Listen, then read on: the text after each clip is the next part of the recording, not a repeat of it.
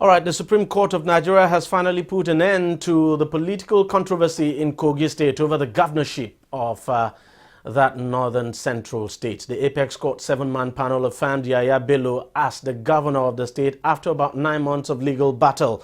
The justices say they would give their reasons for their judgment later. As expected, the judgment has thrown up different views by lawyers and politicians alike.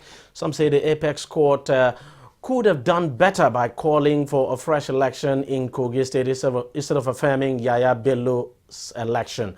Now, the issue, I should say, has also thrown up issues like people now saying it's actually not fair for the people of Kogi State that the Supreme Court declared Yahaya Bello as governor, having won only 5,000 plus vote in the supplementary election, while the vote of Abubakar Audu and James Faleke were transferred to him. Now, James Faleke has exhausted all legal avenue to claim the #1 seat in the North Central state, but many political watchers think the judgment will further divide the party in the state and at the national level. This is because the Kogi matter was seen as more of a battle for political supremacy now among the gladiators in the party at the national level. In any case, the governor has been making moves now to unite the party in the state, pledging to work with Faleke and his group in the governance of his state. Take a listen now to what the governor had to say shortly after the verdict of the Supreme Court was announced.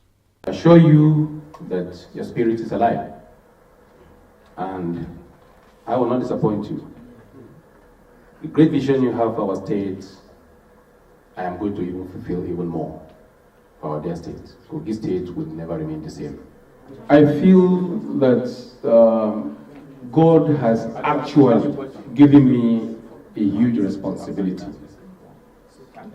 I wouldn't say I am joyous because I know that the task ahead is much.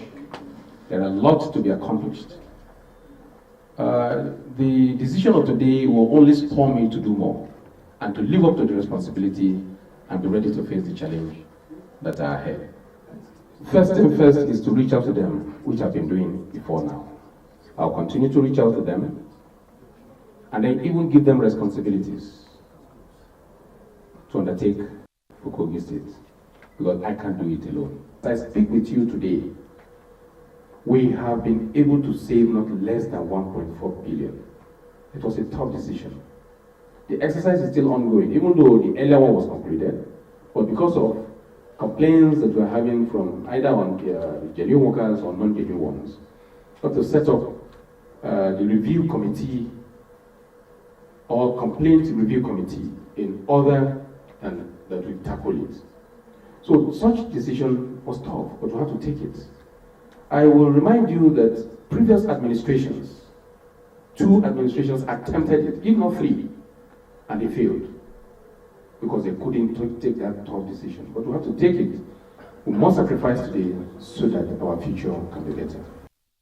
Now, let me just quickly say that the 1.4 billion naira the governor was talking about there is the amount of money he says he has saved from his cleaning up exercise. Now, he's trying to clean up the payroll of the civil service in that state. And he said by that exercise has been able to save 1.4 billion naira. And of course, saying that he's reaching out to the Faleke group and that he intends to involve them in the governance of that state. I still have Mr. Fred Latimore, civil rights lawyer, here with me, and joining us on the program is Ladi Balogun, a former member of the Lagos State House of Assembly. Mr. Fred, let me start with you as a lawyer. For you, does this judgment come as a surprise? Not really. Why it didn't come to me as a surprise is that there are provisions for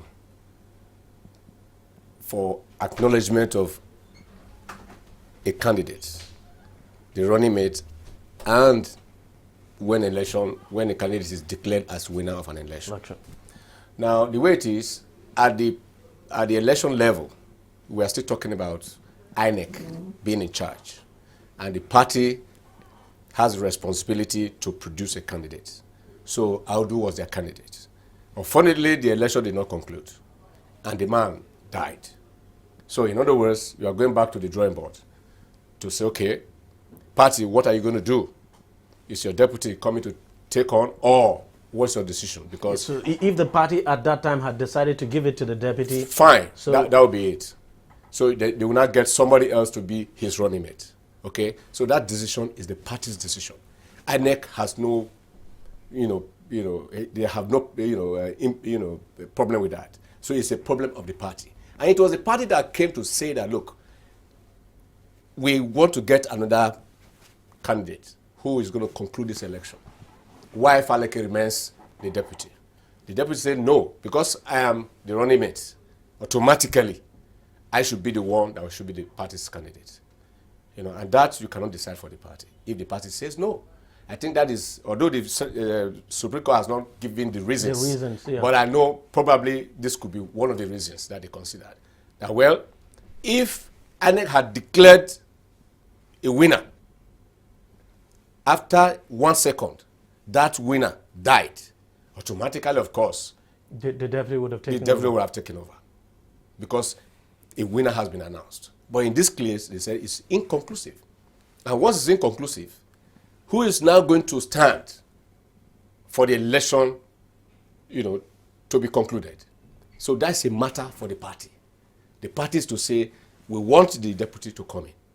Then we'll get as the candidate. Then let's get another deputy for him. So it's a process. But the party says, no, we don't think with this deputy we are going to win that election. So let's get somebody that we know that will win the state for us. So, but Faleke, they had won the election. And they had won the election eventually. So the party. No, I mean they had actually won the election, whether or not we like it, even before the party decided to bring another candidate. Effectively, they had won that election. Of course, but if the umpire body says but that's no return had been made, so to speak. No announcement yet. If INEC had announced that this is the winner of the election, of course the deputy would have been sworn in as the governor.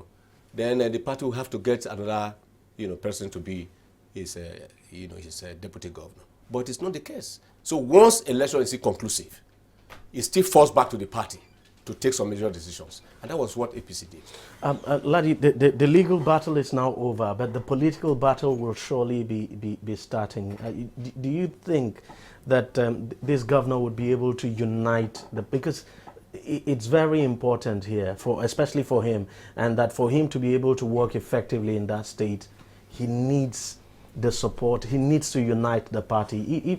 If some top members of his party begin to work against him, then it'll be very difficult. So how difficult do you think it will be for him to unite the party, given the level, the level of division we saw before this judgment was finally made? Yeah, thank you. I think we need to take it from the judgment of the Supreme Court. Personally, to me, I'm surprised because the scenario in Kogi presented us an opportunity in our evolving democracy to see how we can take care of that lacuna that's not been provided for in the Constitution. But unfortunately, it didn't go the way high for a person expected, because you're going to ask yourself, is justice being served the way the judgment goes or went? That somebody he got 5,000 votes, but then they say the votes actually belong to the party. Yeah, it belongs to the party.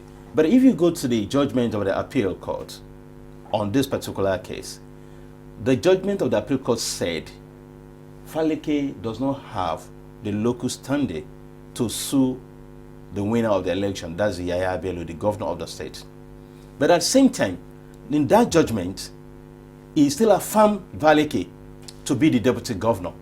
So like you rightly said, this is more of a battle among the political gladiators in APC at both the state and the federal level. So I see the political aspect of it throwing up a lot of unexpected dices, because when Governor Yahaya Bello became the governor, when he was sworn in, if you look at all his cabinet he has today, if you look at all the people working for him, majority of them are former PDP members. The party structure. He used to be a PDP member. Exactly. Just before the primary. Before the primary, he defected. Yeah. So that's what I'm saying. Is justice served, because this governor we're talking about is not eligible to vote in Kogi State as of today, according to what we witnessed during the election proper, and after and in the tribunal and the appeal court. is still having permanent voters card that carries Abuja residence or Abuja polling unit, not Kogi State. He didn't even vote for himself or vote for his party in this last election in Kogi State. That's why I said, I keep asking myself, has justice been served in this judgment by all the courts, tribunal, appeal court, and the Supreme Court? So let's wait on the 30th of this month to see the reason they're going to emanate from the Supreme Court justice to know whether we're going to put it. But something happened, and I think we should go back to history, and I wanted to look forward.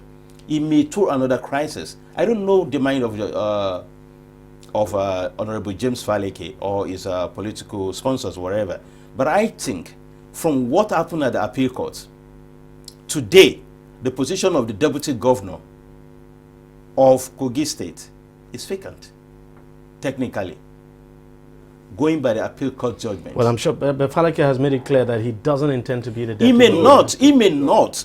But even the party said they sponsor Yahaya Bello as replacement for late Audu and Honorable James Faleke as the deputy governorship candidate of APC in their election. They still stay by it. Well, but the governor has appointed a new deputy anyway. He may have appointed a new deputy governor, but I'm telling you, according to the judgment of appeal court, confirmed by the State House of Assembly. I know, but we're talking about constitution here. Are you trying to suggest that there could be another legal case that? That's what I'm saying. That we should look forward. I don't know what is going to be in the minds of James Faleke or other people, but as it is now, we need to call a spade a spade. So, Governor Yahaya Bello needs to do more in terms of reconciliation. Okay. Today, in his camp, Senator Dino Melaye is not in his camp. Today, the party hierarchy in the state is not in his camp. Yet is governing on the platform of APC. Of course, that's political. I mean, there's no question. But talking legally speaking now, do you think there could be further grounds for James Faleke to go to no the grounds, court? no grounds, because party actually offered him, urged him to stay on as a deputy, as a running mate to the new candidate. He refused outrightly. I mean, you saw it on TV. So the guy refused, that he was not willing to accept that position. That what he wants is that he should be, the governor. Should be the governor. And the party says no. In this case, the party is supreme. You get it? So there's no way that Faleke cannot say that he wants to be deputy governor, because he rejected that offer. He said no, he doesn't want to be the deputy, the running mate to anybody. He wants to be the governorship candidate. If he wins the election, he becomes the governor. So if he said that before to the whole world, he can no longer come back now to say that he wants to be deputy governor. What we're seeing play out in Kogi State now is like a situation where the national body of the party is supporting the governor, but at the local level, he hasn't got the support at all. And let's face it, if that situation continues, it will be difficult to see how this governor could win re-election. That's what we're saying. That on the platform he needed to do APC. more. Governor Yahaya Bello needs to do more. He needs to be sincere with himself and the party over there, because every politics is local.